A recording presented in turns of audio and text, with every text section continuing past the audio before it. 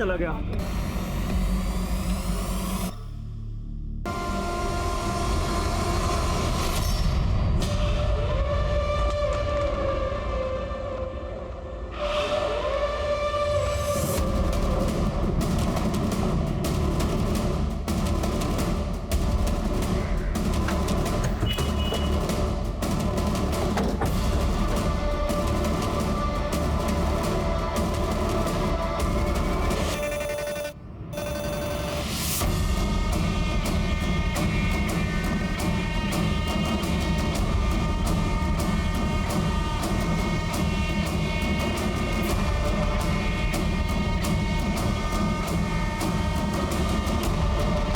साहब यहाँ से मैं भागते हुए आया, फिर देखा तो यहाँ पे एक वैन खड़ी हुई थी।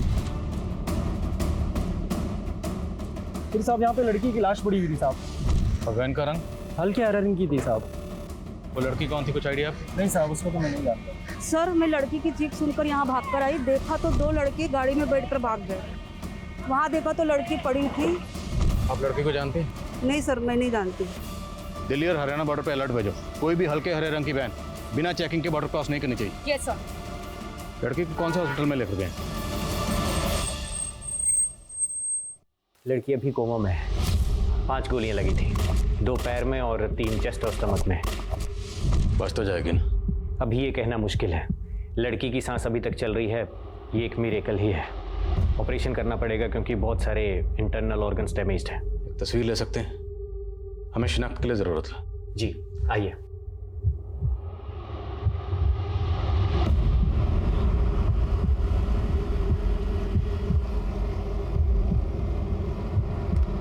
जितनी जल्दी हो सके। सर ये देखिए, इस लड़की का वीडियो सब जगह वायरल हो रहा है।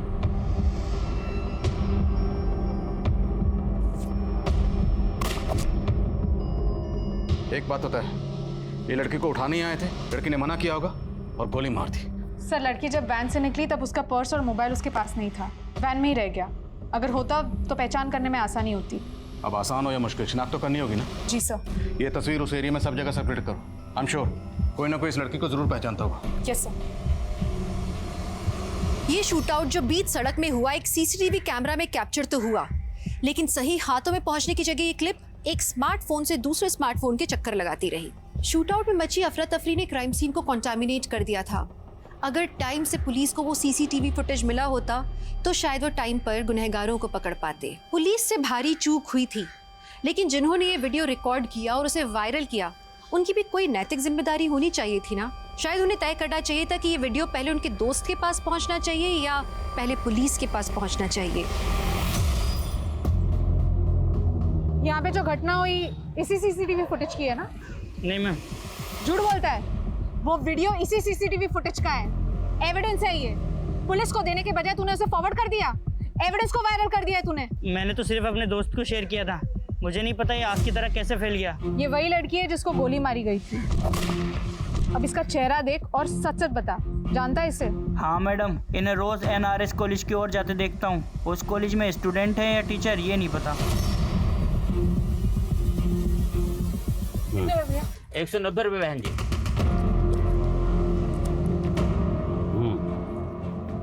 अरे ओ बहन जी, अपने छुट्टे पैसे तो लेके जाइए।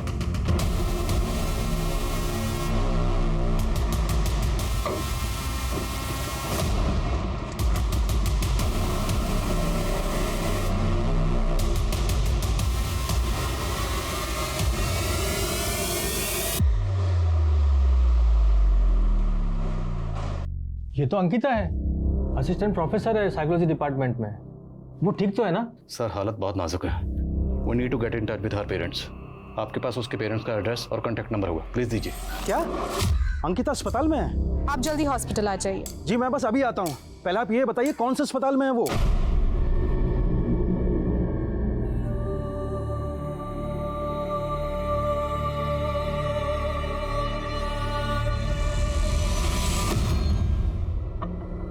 कैसा लग रहा हो? एकदम हीरो जैसा। मैं तो ऐसा ही। पंकज, क्या चल रहा है ये सब? मैं तो बस ऐसे ही। एक मिनट, और तू क्या मेरे बॉयफ्रेंड पे डोरे डाल रही है? अगली बार अगर तू उसके आसपास भी दिखी ना तो तेरे टाइम पास कर रहे थे। हाँ, तुम्हारा ना बहुत हो गया, अब मुझे तुम्हारे साथ नहीं रहना। I hate you. अंकिता!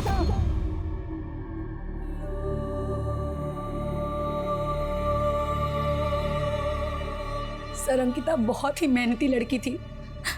मुझे तो यकीन ही नहीं हो रहा है कि कोई इस पर गोली क्यों चलाएगा। अंकिता का किसी से कोई अफेयर, कोई झगड़ा? सर, कंफर्म तो कुछ नहीं पता, लेकिन कई टीचर्स का मानना है कि दीपांकर और अंकिता के बीच में कुछ था और पिछले 15 दिन पहले कुछ। बस, मुझे जो कहना था मैंने कह दिया है। अब आइंदा से तुम ऐसा कुछ नहीं करोगे। सर, मैंने अंकिता को इतने गुस्से में पहले कभी नहीं देखा। ज़रूर दीपांकर ने कुछ गलत किया होगा। मैंने अंकिता से बात करने की कोशिश भी की पर उसने टाल दिया। सर, वो प्रोफेसर दीपांकर।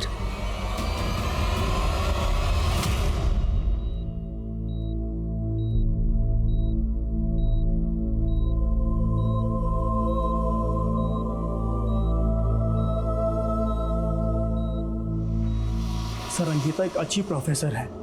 शुरुआत में स्टूडेंट उसे काफ़ी तंग करते थे, लेकिन उसने उन्हें बहुत प्यार से समझाया। लेकिन मैं प्यार की नहीं, तकरार की बात कर रहा हूँ। वो तकरार जो आपके और अंकिता के बीच में था। ऐसी कोई भी तकरार नहीं थी, बस एक छोटी सी मिसअंडरस्टैंडिंग थी। क्या मिसअंडरस्टैंडिंग? मैं अंकिता को लेकर काफ़ी कंसर्न था। कुछ बदतमीज स्टूडेंट्स थे जो अभी भी बाज नहीं आ रहे थे। वो अंकिता को टीज करते थे। एक दिन मैंने उन्हें बहुत डांटा, स्ट्रिक्ट वार्निंग भी दी, लेकिन अंकिता उल्टा मुझ पर गुस्सा हो गई। मैंने मांगी थी क्या तुम्हारी हेल्प? नहीं ना। और मैंने कहा था ना कि मैं हैंडल कर लूंगी। लेकिन अंकिता, वो लड़के अपनी बाउंड्री क्रॉस कर रहे थे। अगर उन्हें रोकता नहीं ना तो उनकी हिम्मत और बढ़ जाती। दीपांकर, मैं कोई छोटी बच्ची नहीं हूँ। इनफैक्ट 16 साल की उम्र से अपने सारे प्रॉब्लम्स खुद सॉल्व कर रही हूँ मैं, और मुझे नहीं चाहिए तुम्हारी कोई भी हेल्प, प्लीज। लेकिन अंकिता, बस, जितना मुझे कहना था मैंने कह दिया है। अब आइंदा से तुम ऐसा कुछ नहीं करोगे। बस सर, इसी बात को लेकर थोड़ी नाराजगी थी। बाकी हम दोनों के बीच में ऐसा कुछ भी नहीं है सर। अच्छा, ये स्टूडेंट्स को अंकिता से क्या प्रॉब्लम थी? सर, शुरुआत में जब अंकिता यहाँ आई थी तो स्टूडेंट उसे सीरियसली नहीं लेते थे, उसे बहुत तंग करते थे। लेकिन अंकिता ने बहुत प्यार से सारी सिचुएशन को टैकल किया। जो उसे चिढ़ाते थे, बाद में वही स्टूडेंट उसके फैन बन गए थे सर। तो 5 फैक्टर थ्योरी में किसी को कोई डाउट है क्या? No ma'am. एक्रोनिम याद रखना। Ocean, ocean, O for openness, C for consciousness. Okay? Yes. किसी को कोई doubt? No ma'am. Sir, Ankita सबकी फेवरेट बन गई थी। इस प्रोफेसर की बातों पर मुझे बिल्कुल यकीन नहीं है। डिटेल्स निकलो इसकी। Okay sir. सर, अंकिता से काफी प्रोफेसर्स जलते होंगे। एक तो 10-15 साल छोटी लड़की और स्टूडेंट्स के बीच में ज्यादा पॉपुलर, और सैलरी भी उनके जितना कमा रही थी। सो दैट डजंट मीन कि कोई इसको गोली मार दे। सबकी डिटेल्स निकलो। पियान, लाइब्रेरी क्लर्क, सबसे बात करो। Okay sir. सर, अंकिता जिन लोगों की लेक्चर्स ले रही थी उन सब से भी बात कर रहे हैं, उन सबकी डिटेल्स निकलवाइए। और अंकिता के साथ जो दूसरी लड़की थी उसके बारे में जल्द से जल्द पता करो। वो इस केस की अहम कड़ी साबित हो सकती है। Okay sir.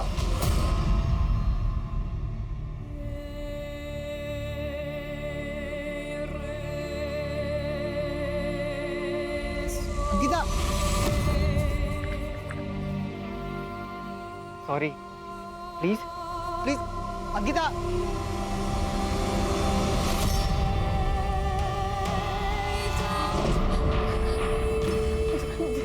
अरे मैम, कहाँ जा रही है? वो मेरी बेटी अंकिता, वो अंदर है। मैं उसकी माँ हूँ, मुझे एक बार उसे मिलना है। ऑपरेशन चल रहा है, आप लोग अंदर नहीं जा सकते हैं। ऑपरेशन? किस बात का ऑपरेशन? गोली लगी है ना उसे। गोली? हाँ। किसने मारा मेरी बेटी को? ये क्या बोल रही है?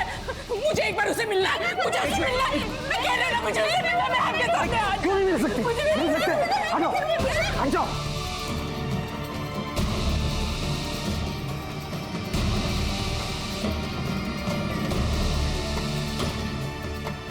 गायत्री, गायत्री, गायत्री।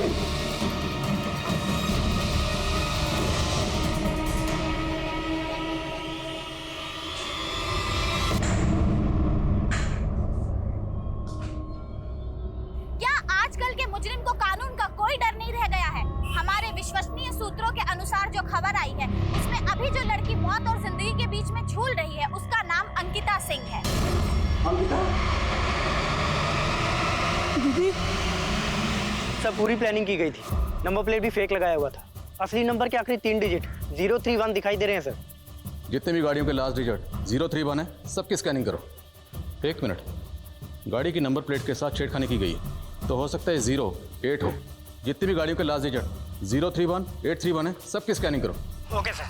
सर, अंकिता के साथ जो दूसरी लड़की थी उसकी फोटो आसपास के एरिया में शेयर की है। खबरियों से भी कहा है, जल्दी कुछ पता लगना चाहिए। अंकिता के स्टूडेंट्स, उनसे बात है? सर, एक लड़का है जिगर, वो कुछ कहना चाहता है। अंकिता मैम बहुत अच्छी थी सर। पहले मैं उन्हें बहुत परेशान करता था। उनकी जगह कोई और टीचर होती तो वो मेरे घर पे कंप्लेन करती थी या फिर मुझे सस्पेंड करवा देती, लेकिन अंकिता मैम ने ऐसा नहीं किया।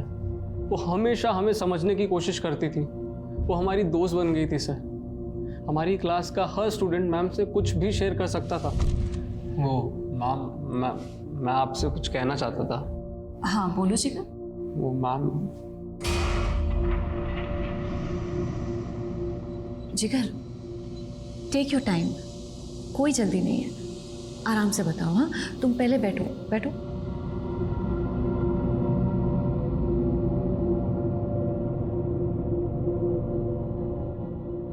मैम जब मैं 7th स्टैंडर्ड में था ना, तो मुझे ना बोर्डिंग स्कूल भेजा गया था। वहाँ एक दिन ना मेरे जो सीनियर स्टूडेंट्स थे वो रात को मेरे कमरे में आ गए और फिर मेरे कपड़े फाड़ दिए। और जिगर तुम बहुत ब्रेव हो जिगर, बहुत ब्रेव हो। एक बात मानोगे मेरी, ये बात अपनी फैमिली से शेयर करो। अगर अपनी फैमिली से छुपाओगे ना तो अंदर ही अंदर घुटते रहोगे। You have to release yourself from the trauma. और मैं अकेला नहीं हूँ सर। आप मैम का ब्लॉग पढ़ेंगे तो आपको कई सारे स्टूडेंट्स की ऐसी स्टोरीज मिलेगी। मैम हमारे नाम बदलकर हमारी स्टोरीज अपने ब्लॉग पर शेयर करती थी ताकि दूसरे स्टूडेंट्स उसे पढ़ के मोटिवेट हो सकें और अपने अंदर के फियर से फाइट कर सकें। कौन सा ब्लॉग?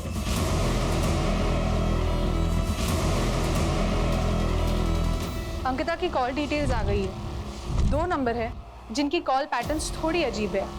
एक है पंकज त्यागी। इस नंबर पर पिछले 1 हफ्ते में अंकिता ने 11 बार कॉल किए हैं। और वो दूसरा नंबर? सर ये है, कोई नवीन है। लेकिन सर ये पंकज का एकदम ऑपोजिट केस है।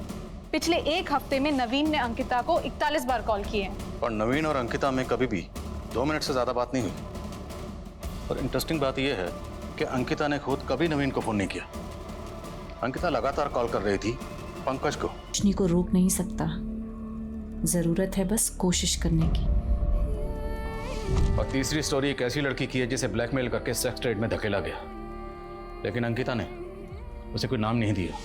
ऑनलाइन डेटिंग के जाल में एक लड़की बुरी तरह फंस गई। उसके पार्टनर ने उसका वीडियो बना लिया था और उसे ब्लैकमेल कर रहा था। अपनी अय्याशी के लिए उसका सौदा कर रहा था। मैं इस लड़की को आज़ाद करवा कर रहूंगी। सर अंकिता तो आउट ऑफ द वे जाके सबकी मदद कर रही थी।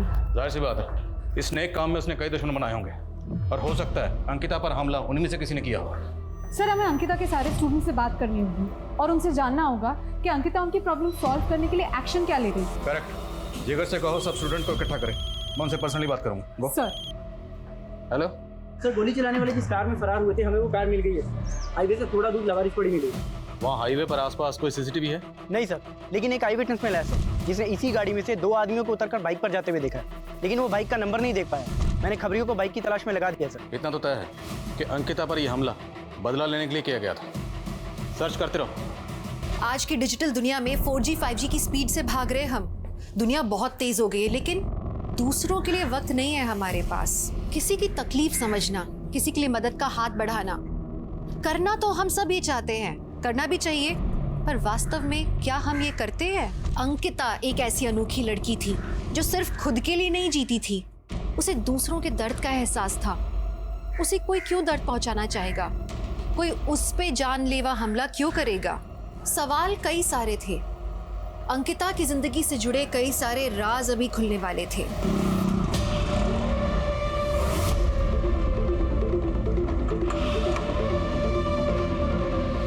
एक और पुलिस तहकीकात में जुटी थी, वहीं दूसरी तरफ डॉक्टर्स अंकिता की जान बचाने में लगे थे। जितनी जिंदगियों को अंकिता ने छुआ था, वो सब उसके लिए दुआएं मांग रहे थे। हमें पता चला है कि आप में से कुछ स्टूडेंट्स ने अंकिता मिस से अपनी स्टोरी शेयर की थी। हमें शक है कहीं उन पर यह हमला इसी वजह से तो नहीं हुआ। तो स्टूडेंट्स कौन कौन है? डोंट वरी, आपका नाम डिस्क्लोज नहीं किया जाएगा और ना ही आपकी आइडेंटिटी रिवील की जाएगी। बोलिए। रिमेंबर, अंकिता मिस ने कभी आपकी मदद की थी। आज उनके गुनहगारों को पकड़ने के लिए हमें आपकी मदद की जरूरत है।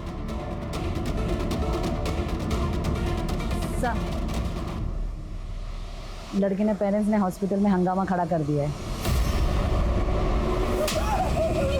क्या कर रहे हो? छोड़िए ना। इसे छोड़ तू साले को। तेरी वजह से मेरी अंकिता आज अस्पताल में। तेरी वजह से। Excuse me ma'am. हाँ मैम, मेरा नाम मीतू है। मेरे फादर को उनके किए की सज़ा दिलवाई थी अंकिता मैम ने। मैम, कहीं मेरे फादर ने तो अंकिता मैम पर हमला नहीं करवाया? आई एम नॉट श्योर, पर जिसने भी करवाया है उसको उसके किए की सज़ा ज़रूर मिलनी चाहिए। आपको अपने बेटे पर शक क्यों? क्योंकि इसी की बेवकूफी की सजा भुगत रही है हमारी अंकिता। आई एम सॉरी पापा, आई एम सॉरी। विमल, अंकिता पर हमला किसने किया था तुम जानते हो? जी, हम कॉलेज के दोस्त मिलकर ये सब करते थे। पैसों के लिए छोटी मोटी रॉबरी और बाइक लूटते थे। जब ये बात अंकिता दीदी को पता चली तो उन्होंने पुलिस में कंप्लेन कर दी। हम सब माइनर थे, इसलिए जुवेनाइल होम भेजे गए। मैंने अंकिता दीदी से वादा किया था मैं ये काम दोबारा कभी नहीं करूँगा, मगर मोनू वो दीदी पर गुस्सा था और जुवेनाइल होम से भाग गया। कभी पकड़ा नहीं गया सर। तो ये हमला मोनू ने किया? हाँ सर, उसी ने किया होगा। कहाँ मिलेगा मोनू? पता नहीं सर, मोबाइल भी बंद करके बैठा है। लेकिन हमारा एक और दोस्त है गोलू, वो जानता होगा कि वो कहाँ पर है। गोलू का एड्रेस है? हाँ सर। एड्रेस है? बोलो। सर, अंकिता ने जिन जिन लोगों की मदद की थी सबने आकर अपनी डिटेल्स दे दी है, सिवाय वो बेनाम लड़की। वो अब तक सामने नहीं आई है जिसे अंकिता सेक्स ट्रेड से बचाना चाहती थी। तो फिर वो लड़की कौन हो सकती है?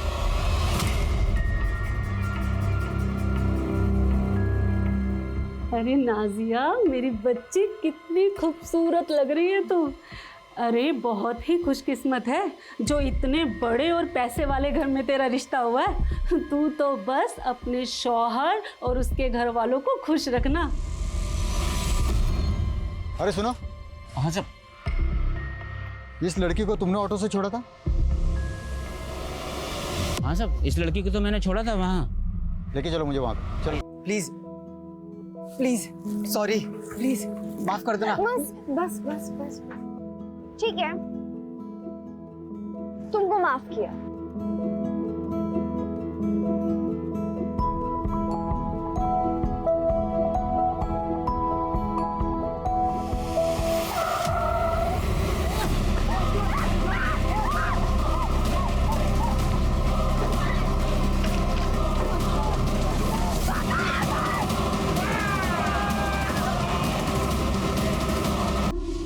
मोनू ने हमला किया अंकिता पे?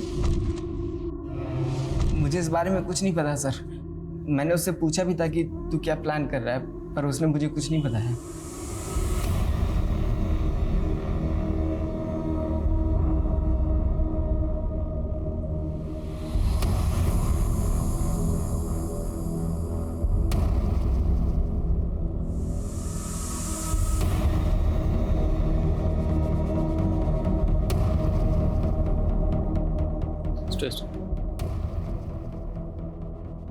क्या बात है मीतू? क्या कुछ ऐसा है जो तुम हमें बताना चाहती हो? बोलो, डरो मत। मैम, अंकिता मैम ने हमसे अपना एक सीक्रेट शेयर किया था। शायद उस बात का इस केस से कुछ लेना देना हो। कैसा सीक्रेट? जब मैं 16 साल की थी तब मेरा रेप हुआ था। क्या? 16 साल की उम्र में अंकिता का रेप हुआ था? हमें नहीं पता था कि अंकिता के साथ ऐसा कुछ हुआ था। आपकी अपनी बेटी। हाँ बोलो। सर, उस बाइक को पीला कुआं की ओर जाते हुए देखा गया था, लेकिन उस बाइक ने पीला कुआं का टोल प्लाजा क्रॉस नहीं किया। सर, हो सकता है कि उस बाइक ने बीच में कहीं पे रास्ता बदल लिया हो। मतलब वो बाइक राजनगर और पिलखुआ के बीच में ही कहीं है? 2-3 पेट्रोलिंग टीम बनाओ और ढूंढो उन्हें। याद रहे, वो किसी भी सूरत में बच के नहीं निकलने चाहिए। वो बाइक और बाइकर्स मुझे चाहिए हर हाल में। Okay sir.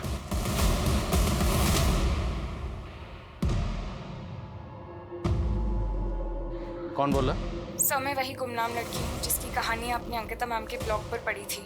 Govind Nagar police station में अंकिता मैम ने रिपोर्ट दर्ज करवाई थी मेरे लिए। आपको वहाँ से सारी डिटेल मिल जाएगी। आपको ब्लैकमेल कौन कर रहा था? वो कॉलेज का एक नेता था, वीरेंद्र प्रताप उर्फ अज्जू सिंह। मैं और कुछ नहीं कह सकती, पर आप अंकिता मैम के गुनहगार को ज़रूर सजा दिलवाइएगा। हेलो सर, जागृति ने गोली चलाने वाले की शक्ल तो नहीं देखी, पर यह कहा कि जिसने भी गोली चलाई थी उसके हाथ पर एक ब्रेसलेट था जिस पर सनम लिखा था और कुछ उर्दू में भी लिखा था। एक काम करो, इस खबर को मीडिया में लीक कर दो। लेकिन सर इससे तो क्रिमिनल अलर्ट हो जाएगा।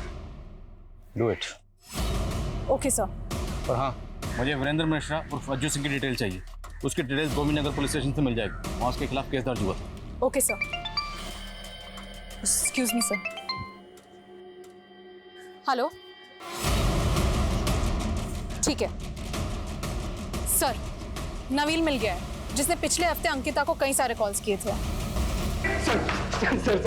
सर मैंने कुछ नहीं किया। पिछले 1 हफ्ते में तुमने अंकिता को कई बार कॉल किया, क्यों? स्टॉक कर रहा था उसे? सर प्यार करता था उससे, अभी भी करता हूँ। दहेज की वजह से उसने मेरे भाई का रिश्ता ठुकरा दिया था सर।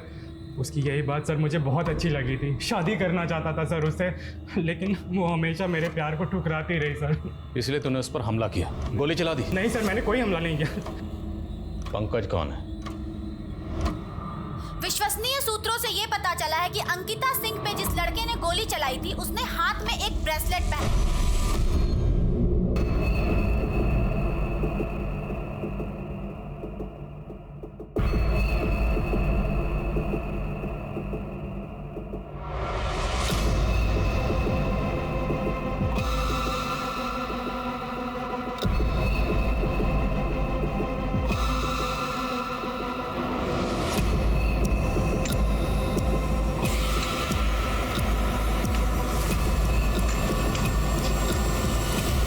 पिछले हफ्ते में अंकिता ने आपको कई बार कॉल किया। अंकिता और आपके बीच में क्या रिश्ता? सर प्यार करते थे हम लोग एक दूसरे को। तब हम सिर्फ 16 साल के थे, लेकिन जी जान से चाहते थे एक दूसरे को। सर हमारे प्यार को किसी की नज़र लग गई। उस हादसे के बाद हम दोनों अलग हो गए, लेकिन 2 हफ्ते पहले ही अंकिता ने मुझे सोशल मीडिया पर ढूंढ निकाला और हमने सालों बाद बात की। अंकिता चाहती थी कि हम मिलें, पर मैं नहीं चाहता था कि वो मुझे इस हाल में देखे। मैं जानता था कि अंकिता मुझे इस हाल में भी खुशी से अपना लेती, लेकिन मैं इतना खुदगर्ज नहीं हो सकता था। मैंने मिलने से इनकार कर दिया, लेकिन फिर भी वो मुझे फ़ोन करती थी। हेलो,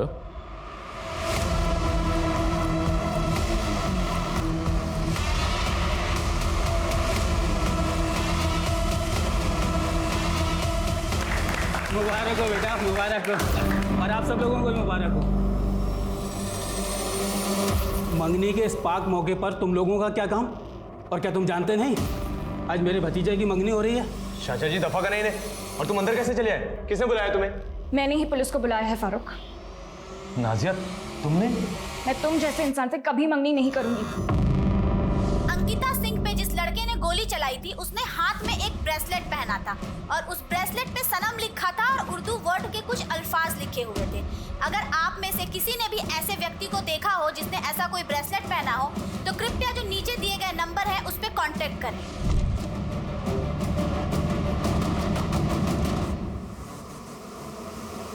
नाजिया, हमने क्या किया है? नाटक बंद करो फारूक। लगता है मेरा तोहफा तुम्हें रास नहीं आया। पोल खोदी तुम्हारी इसी तोहफे ने। ये वही ब्रेसलेट है जो मैंने इसे दी थी तोहफे में, और इस पे उर्दू में इसका नाम लिखवाया था, फारूक। और किसी की जान लेने की कोशिश करने के बाद यहाँ मुझसे मंगनी करने आए हो। कितने घटिया इंसान हो तुम। फारूक, मेरी बेटी किडनैप होने वाली बात को तो 8 साल हो चुके हैं।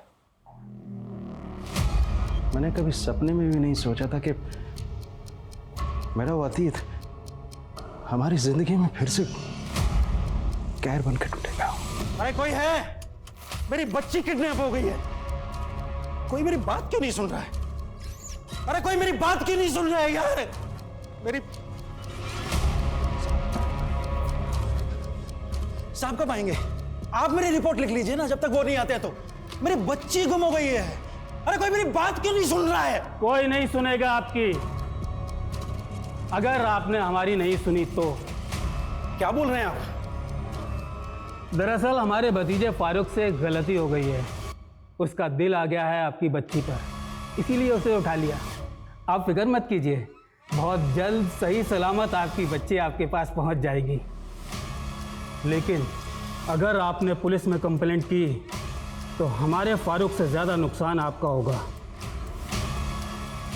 अंकल जी, अंकिता के बालिग होने का इंतज़ार कर रहा हूँ। 18 की होते ही उठा ले जाऊँगा। और देखिए, परेशान होने की कोई दिक्कत नहीं है। अब निकाह तो मुझसे ही होगा। अंकिता का नया नाम भी सोच लिया है, अंकिता उर्फ अरफा। हमारी बच्ची को उसे बचाने के लिए हमने मेरठ ही छोड़ दिया और गाजियाबाद आ गए। हमारी बच्ची का उस कमीने ने क्या हाल कर दिया है। कई बार कहा अंकिता से कि मुझसे निकाह कर ले, पर वो समझ ही नहीं रही थी। इतनी रिक्वेस्ट भी की पर कुछ काम नहीं आया। तो नाजिया से मंगनी कर रहा था, फिर अंकिता को क्यों मारा? नाजिया से मंगनी तो मैं परिवार के दबाव में कर रहा था। प्यार तो मैं अंकिता को ही करता था, और अपने पहले प्यार को भुलाना आसान नहीं होता। कैसे बर्दाश्त कर लेता कि मेरे होते हुए अंकिता किसी और की हो जाती? नहीं, मुझे ये मंजूर था ही नहीं। तो ये था ना वो जिसने अंकिता का रेप किया और पंकज का पैर तोड़ा? मेरी जागीर पर नजर डाली उस पंकज ने, तो क्या करता? छोड़ देता। सजा तो मिलनी चाहिए थी उसे, जो मैंने दे दी।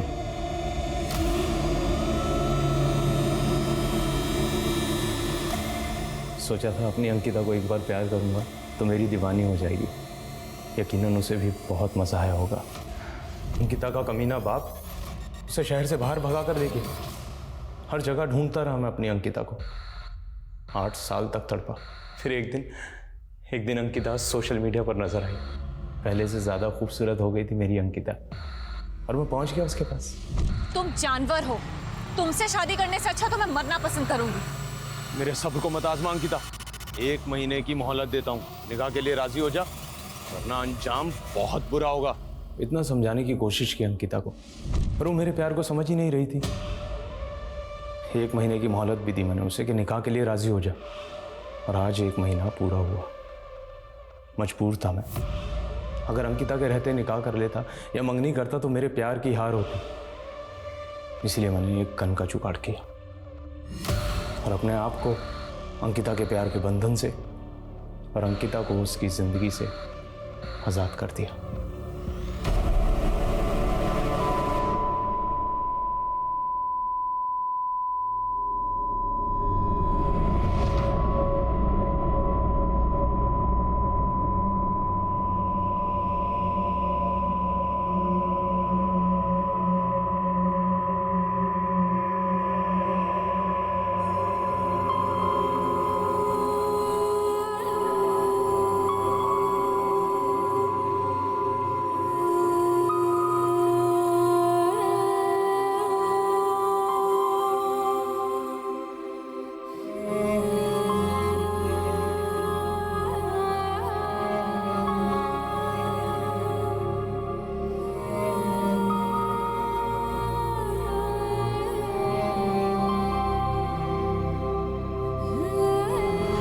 अगर मेरी नहीं हो सकती तो मैं उसे किसी और की भी नहीं होने दूंगा।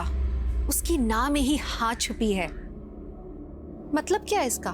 ना का मतलब ना ही होता है। लेकिन हमने अक्सर ये लाइनें फिल्मों में सुनी है, तालियां भी बजाई हैं सुन के। लेकिन कहीं ना कहीं यही डायलॉग्स हमारे समाज में मर्दों की सोच बताते हैं। एक लड़की की ना एक लड़के के लिए ईगो इशू क्यों बन जाती है? एक लड़की की मर्जी, उसकी पसंद नापसंद मायने क्यों नहीं रखती? ये सवाल पूछना जरूरी है, इसका जवाब जानना जरूरी है। हमें मानना होगा कहीं ना कहीं हम अपनी परवरिश में चूक रहे हैं। बच्चे अपने आसपास के माहौल से, अपने घर से ही ये सब सीखते हैं। जब बच्चे अपने से बड़ों में देखते हैं बात बात पे लड़ना, जिद करना, लड़कियों पे भद्दे कमेंट्स करना, लड़कियों का मजाक उड़ाना, उन्हें लगता है कि ये नॉर्मल है, मर्दों का ऐसा ही बिहेवियर होना चाहिए। और यहीं से हम गलत परवरिश की शुरुआत करते हैं। एक माँ, एक बहन, एक फीमेल कॉलीग या आपकी दोस्त, वो सब इस समाज में एक बहुत अहम भूमिका निभाते हैं। उनका अपना एक वजूद है and they deserve your respect. औरत को देवी मत मानिए, इंसान मानिए। बदलाव की शुरुआत यहीं से होगी। हम कहते हैं कि औरत और मर्द कंधे से कंधा मिलाकर चल रहे हैं, पर इस बात पर हम अमल नहीं करते। 2020 खत्म होने जा रहा है। आइए 2021 में हम खुद से ये वादा करें कि हम अपनी सोच को बदल देंगे और हर औरत जो अपने ऊपर हो रहे अन्याय को एक आम बात समझकर नजरअंदाज कर देती है, अब से वो इन बातों को नजरअंदाज नहीं करेगी। 2021 की औरत ये मान लेगी कि वो अबला नहीं है। अब मैं दिव्यांका त्रिपाठी दहिया लेती हूँ आपसे विदा। देखते रहिए क्राइम पेट्रोल सतर्क, विमेन अगेंस्ट क्राइम। एक औरत पे वार, अब हर औरत का भार। जय हिंद।